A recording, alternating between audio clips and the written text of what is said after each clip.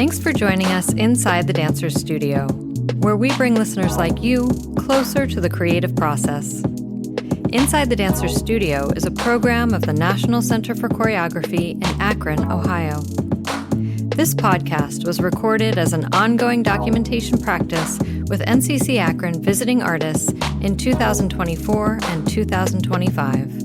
In this episode, NCCAkron's Executive Artistic Director, Christy Bolingbroke, enters the studio with Shaina and Bryan Baira of Baira Movement Philosophy.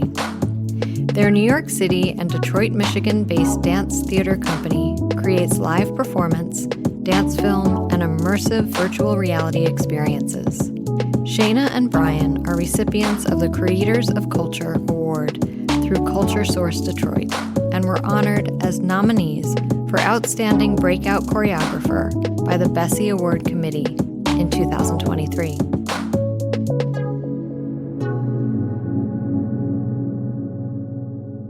It's always interesting when we have duos, collectives, collaboratives, because it completely upends the single choreographer model as far as how decisions and the creative process works.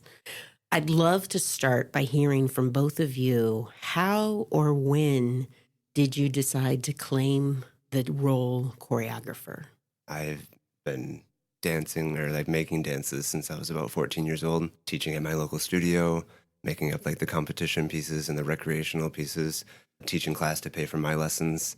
And I've always loved making dance happen, teaching the moves, putting the positions, making the experience of the performance happen. I feel like I became a modern contemporary person in college where I was introduced to this world and didn't really feel like a major shift other than, I guess, the style really grew as it hopefully does. Yeah, but from a very young age. Wow. I identify with that so much. I was also a competition kid, and that's how you were able to pay for it, was by teaching, was by making. Where did you grow up? Carlton, Michigan. And my studio is Sherry's Academy of Dance. Shout out. Right? Yes. That's right. Put it down on the archives. Yes. And Shaina, what about you? Yeah, I feel like I had a much less direct path with this word, choreographer. Mm-hmm. And I mean, I've always been fascinated by making things and putting things together to create something that's new. And I would say maybe the last decade that has been I've been completely obsessed with movement and with dance and with bodies and with the way that our bodies tell stories. And so through a long process with a lot of much more interdisciplinary, less streamlined dance approach, have come to understand that is what I do. Long before you can put a name on it. Yeah. How did y'all meet and start working together? We were both working in New York City. You had just gotten back from overseas with the Foreigners Collective that you were working on. And I was dancing in a project, and Shane was actually doing some photography for that project. And we saw each other, and then we ended up both dancing in this project, next iteration. And then after that, we just started working together. We really enjoyed the vibe of improvising together, the chemistry of improvising together, spending time together, and then spending time and making dance was all wrapped up together. Really organically unfolded. What would you add Is that to that? how you remember it? I would add in detail. I took Bryan's class. All that is true. Yes. I was really fascinated with what he was developing. And my mind was like, whoa, this is actually, in terms of movement generation, this feels really specific. And I've always been really fascinated with analysis and movement analysis and patterns. And so I took his class, and it was really after that class that I was like, oh, we have so much work to do. There's so much to understand That's here. so true. During the class, you were asking so many, not questions of oh, how do you do this, but questions of interrogating what was happening, which made for a really lovely class. And then afterwards, we hung out for the rest of the afternoon discussing all of that and nerding out about what was happening. 100%. That's cool. Yeah. Yeah, it's one of the things that I try to encourage any of my colleagues in the arts ecology, but particularly those that sometimes are a little removed from the process, like a funder or a presenter, just go watch an artist teach class. If teaching is a part of their creative practice, you can learn so much about the artist's worldview and how they think and process things that isn't always evident in the finished product on stage. Yeah, I would just add in there, I think that being, amongst many other things that Bryan was mentioning, really where our collaboration really did have a very strong pedagogical interest from the beginning. Say more. And it's very much driven, it's very interwoven with our creative process, the process of understanding what method we are doing, where it is coming from, not even just in terms of dance lineage, but human lineage, bodies moving through practices lineage. My background is interfaith seminary school and Laban movement analysis. Mm-hmm. So it's a lot of inquiry into how we move, why we move, how we teach that, why we teach that. That really started from the very beginning when we were very young as well, figuring out what we were doing. Teaching has always been a part of that process because that feedback loop, right? Mm-hmm. The feedback loop of sharing something. For me, teaching is more than anything else. It's about sharing my current research. So it's always shifting. We don't have a class. We've never taught the same class twice, ever. That's a really interesting sort of dynamism and how you're pointing out that also upending the hierarchical approach that maybe was more prevalent in the 20th century. It's not a one-way street, right? Where teacher, choreographer tells dancer what to do. You have this rigorous feedback loop between the two of you. How do you invite or welcome dancers and other collaborators into that loop? And what do you look for in dancers and collaborators if it is sort of larger than a single form or technique? The first things that are coming through my mind is there's a couple different layers of the loop, right? We teach each other. We've always taught each other. There's always been a feedback loop pedagogically with Bryan and I, and sharing what we're thinking about, which is from two different bodies, two different minds. I think at this point, lots of times we get sort of clumped together as Baira movement philosophy is this, but it has really always been a pedagogical feedback loop between the two of us with very separate interests that have then merged over the past decade plus. And then beyond that, we teach people that are not necessarily tethered to us, which is a very different approach of sharing than our layer, our loop with someone else, and then them asking questions, which then builds that. We look for bravery. We look for willingness to repeat, rigor, to be curious themselves so that they can find answers with us and not just us provide answers of what does this movement feel like? What can this movement become? How does this pathway fit your body different than my body so that we can find the essence of what the physicality is so that we can stop thinking about that so much and get into what it feels like, what we're thinking about. What does this movement then, how does this movement then turn into a container for whatever story we might be telling, given whatever piece we're researching or what topic is driving the creative process? Like a willingness to repeat and repeat and repeat so that things can evolve as they will. I would add on adaptability feels very central. I think we also look for slightly different things, each of us. And for me, I feel like if someone is able to, sometimes it's just an ability. It's not that people don't want to be adaptable. It's that maybe they're just not ready in their journey. It's a different sort of mental and physical muscle. Yes. That sort of flexibility. And so it's having an existing muscle of that and then being interested to work that muscle of adaptability and really always going back to is this aligned or not? I feel like we say this with people that we've worked with throughout the years, and it's never been we've at least always tried for it to not feel like a negative thing if it's not aligned, It's either aligned to work together or it isn't. And I think sometimes we're afraid to just look at what's there and where we're on in our journeys and if that makes sense for us to work together versus kind of these ideas that we create. Well, I want to do this, or I want to. It's like, well, is it working? Well, and that also, I think it sounds like would be a part of the feedback loop of, is this working? Yes would lead to a different place. No would lead to another place, and then continuing to cycle through that. A little bit more about collaboration. How would you describe Baira's relationship to sound? That's easy. So I make the sound for our work. I'm either like composing for my own original stuff mostly, or editing, deconstructing, field recording, found sound, tiny samples from meaningful pieces of music or scores, but mostly deconstructing them, stretching them, putting them through different effects processors.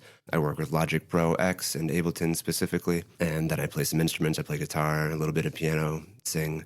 What I look for is trying to create a sonic environment that sort of engulfs the viewer and the performers into a shared world where the sound is an additional visceral element that you can literally feel the frequencies, the modulations, the tones, the stretching, the yearning for what is unfolding. So the sound is it's almost its own life that should and often does like live on its own. So it's like a duet between the physical performance and the score. Does it come in later in the process, just kind of based on your description? I'm trying to understand where it fits in the loop. Totally. Depends. Usually they're overlapping. The creation's happening around the same time, and they find a crescendo at the end of like, okay, now we have to make a decision, because it's always never finished, or we could keep making all of the things forever, and then there's the show, and you have to make a choice. Yes. And so then both things get sort of finalized or decided, but it's not like one 100% ahead of the other. The dance research, the movement research lives definitely on its own. It's not generally driven by the sound score. They're very much in dialogue with each other. Well, and something interesting, because you are also a mover and dancer yourself, that it's in your body, as you're making the sound. Yeah. So there is something inherent to that. I do have to be careful sometimes with that, because then when I'm making, I have these images, and I can't need them to get so cemented in my head, because it's like that's not really what's important. That image was nice for finding what that sound was, and then the movement's going to evolve, and then probably and potentially the sound is going to re-evolve in response to that. So it's exciting to feel like you have an idea, landed on it, and then realize actually that was just like a trampoline to launch you into the next idea. Speaking of adaptability, there's something you brought up, choices and decision making, and I'm also reminded there's a choreographer from the San Francisco Bay Area, Janice Garrett, who I heard once say that performances are just interruptions of the creative process. And I love that. I know it's like, because we could relish and continue to become in those things forever. But to your point, and then a show date is a show date, and you have to make a decision. So I'm curious, inside of this feedback loop, and especially as a choreographic duo or collective, how do you make final decisions? I would say it's a really violent process, right? Ooh. It's, okay, time to kill ideas, time to not keep going with curiosity, time to lock this in. This is what it is, and everything else it's dead for now. It's for the next process. The imagery of killing ideas, that feels very decisive. That is a clear act, whereas I feel a lot of times, whether writing a sentence or choreographing a dance, you can almost like see the ... ellipsis of an idea. I'm really drawn to this idea, and I wouldn't consider myself a violent person. Same. But I'm just like, ooh. Yeah, well, I feel like even like that word, violence, intimacy, attraction, like these like words, I feel like are large containers for what else do those words hold inside of them, outside of the different maybe societal symmetries to those words? What is inside of intimacy? What isn't, like, what makes something violent? What makes something, what am I looking for? Because the question was, how do you make decisions? How do you make the performance happen. And I think it's craft. Like, that for me gets the exciting part. Like, that is the craft for me of being a choreographer. Is, of course, we can make sequences and scenes and forever. But the craft is making those decisions. Is how are we going to tell this story? What is this story that is being developed? Part of that is cutting things away, is letting things go, is surrendering to the fact that not everything can belong. I feel like it's a deep listening as well, which is sort of like this other side of this violence, if you will, this decision coin, violence and like care. It's like carving away at the block of wood that we've been chiseling at until something inside of us is like, oh, I resonate with that. That feels like it goes here. And then you place it there, and then you grab the next block of wood and you start chiseling, which is like a knife carving away pieces that might have been something else. And that feels like a violent idea, but it's towards this love. Ultimately, it's how do I feel about what it is that I'm making? And how do I feel like I've put my intention? How do I feel like I've put my care and my passion into making it feel engaging? And then I want to be brave to put that into the world to resonate with whoever it needs to resonate with, or whoever it can resonate with, and whoever it won't as well. I just had one thought from what you said, which is, there's always the two sides to it. So on one side, it feels violent because we're killing these ideas, but on the other side, it is very thoughtful and caring and prioritizing other ideas. It's both. It depends how you look at it. It's either cutting these out or really caring more deeply about these ideas over here that we're saying, actually, we're going to put everything into you, these ideas that we have chosen to decide upon.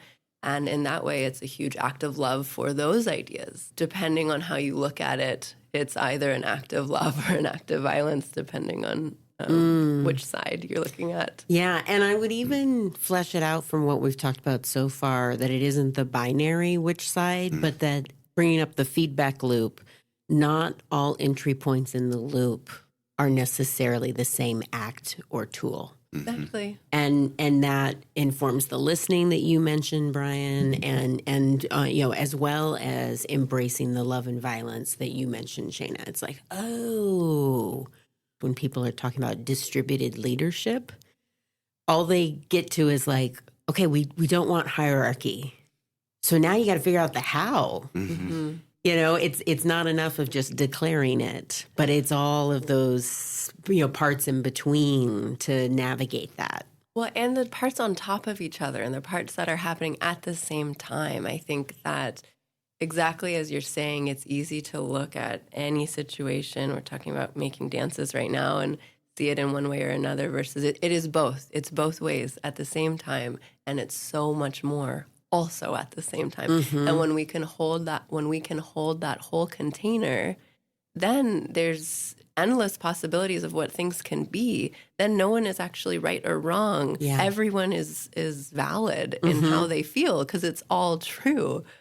You have highly trained physical capabilities yourselves, and we talked about like competition dance, coming out of conservatory and college, and even with your multitude of skills. When it comes to movement generation and to have so many reference points, how do you navigate another binary, that sort of like old versus new movement? When do you sort of rely and repeat what like feels good, works well, might be a classic sort of Baira movement moment? You don't have to tell any secrets, but I'm sure there might be something that you're like, this is in every single one of our works, versus pushing yourself to find something new that might not even have a name yet. A big part of our practice is keeping and growing our container of vocabulary, particularly when we're working in group settings. The same moves look and feel so different with so many different bodies and different arrangements, and a singular move can be done in so many ways, can be affected, can be evolved. We keep growing this container of what core phrases do we have to work from so that there's always that shared essence of like the root of where we began working together. And it's inside of that essence that when we go in to create quote unquote new moves, as if that's possible, it's coming from this essence of like, what is it that makes our curiosity unique to our relationship and our work?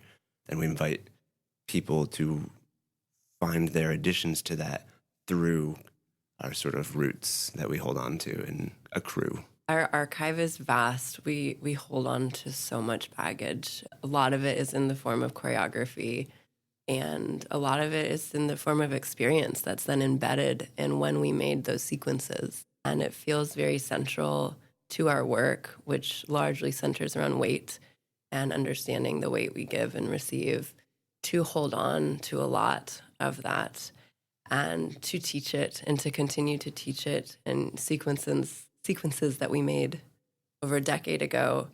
I mean, we're teaching one of them this week, and how we approach it differently year to year because we have more information about what we are doing. So it also feels like a loop for us to track our growth and development, to hold on to those physical sequences that we created with our bodies years ago.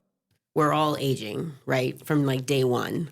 And so rather than trying to retain or hold on to a particular phrase as your body would have performed it 10 years ago, how does it show up in your body today is certainly a part of that. And then I also hear so much of what you talk about, like the context of some of the moves, all the different elements, the framing, the cast, the sound design, could also, I like the word recycle, upcycle, reuse, this idea of reinvention.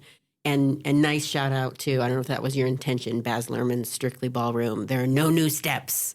That's a great movie, great line. I think of it often, especially when fighting larger powers that be that are pushing innovation. And I was like, really? Yeah. This has its own internal struggle, different podcast. But let me ask you one last question, because we do have a lot of students across the country that tune in or listen. And so for anyone who is facing the prospect of navigating a creative life, what is the best piece of advice that maybe you've received, that you've continued to hold on to, or what advice would you offer to them? You can do anything you put your mind to. Follow what you're passionate about. Don't be afraid for that to change. Don't be afraid of any logistic gig or job or opportunity that you need to accept to support yourself surviving in pursuit of your passion. The jobs we do don't take away from our passion. You have to live in this world. Or you can go there are other options. Yes, it's a choice to engage. You can go live in the Himalayas, but that will be a different challenge. But yeah, don't be afraid of the job you have to get to pay your rent and get your food so that you can find the 5 minutes, 2 hours, 30 seconds where you are immersed in your passion. Time is relative, and if you are really in the flow, then you can get anything done. Note to self, I might have to go Google residency opportunities in the Himalayas, because I'm just curious now. Monk life. Yes, monk life. Yes. Detach. Yes. What would you want to share, Shaina? Sure. Whatever your situation is, there's not a better one to create. You are on your journey and have been led exactly to where you are. We are all in the perfect situation to create exactly what we need. And anything that feels that it is in conflict with that is the struggle that we're meant to push against to make exactly the work that we're supposed to make. And part 2 on my mind is that we do have the answers inside of us. I think that it's so easy to search everything for the answers, and all of that is so helpful. That's research, that is fodder, that's information to find the answers within yourself, and to know that we are all so powerful and have the keys to our own life. Inside the Dancers Studio Conversation Series is produced by NCCAkron and supported in part by the University of Akron, the University of Akron Foundation, the Mary Schiller Myers Lecture Series in the Arts, and Audio-Technica, a global audio manufacturer with U.S. headquarters in Northeast Ohio.